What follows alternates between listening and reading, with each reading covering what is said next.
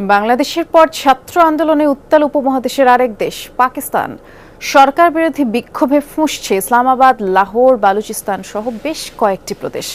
সরকারের পদত্যাগ এবং সাবেক প্রধানমন্ত্রী ইমরান খানের মুক্তির দাবিতে এক সপ্তাহ ধরেই আন্দোলন চলছে। দেশটির গণমাধ্যমগুলো বলছে, বাংলাদেশের সাম্প্রতিক আন্দোলনে প্রভাবিত শিক্ষার্থীরা।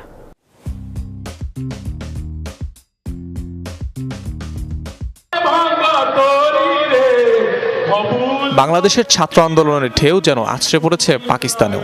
সরকার পতনের দাবিতে উত্তাল উপমহাদেশের দেশটি। সেই সাথে সাবেক প্রধানমন্ত্রী ইমরান খানের মুক্তির দাবিও জানাচ্ছেন শিক্ষার্থীরা। তবে কি বাংলাদেশের মতো একই পথে হাঁটছে পাকিস্তান?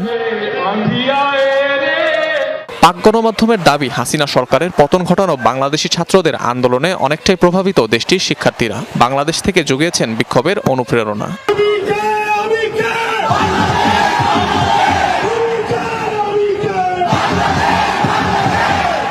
বাংলাদেশি ছাত্র আন্দোলনের ছাপ অনেকটাই স্পষ্ট পাক রাজপথে।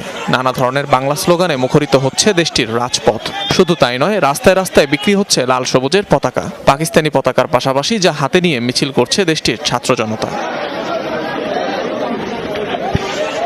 এদিকে আন্দোলনকারীদের ধর্ম নিয়ে প্রশ্ন তুলেছেন পাকিস্তানি সেনাপ্রধান জেনারেল আসিম মুনির। বলেন, আন্দোলনকারীরা মুসলিম নয়। अगर तुम शरीयत इस्लाम को नहीं मानते, आईन पाकिस्तान को नहीं मानते, तो हम भी तुम्हें पाकिस्तानी नहीं मानते। গেল শুক্রবার দেশের সংবিধান পুনরুদ্ধার এবং ছাত্র সংঘগুলোকে উজ্জীবিত করতে আন্দোলনের ডাক দেয় পাকিস্তানের প্রধান বিরোধী দল পিটিআইয়ের ছাত্র শাখা আইএসএফ। 30 আগস্টের মধ্যে ইমরান খানকে মুক্তির আলটিমেটামও দেয় পাকিস্তানের স্টুডেন্ট ফেডারেশন। অনিক রহমান, যমুনা নিউজ।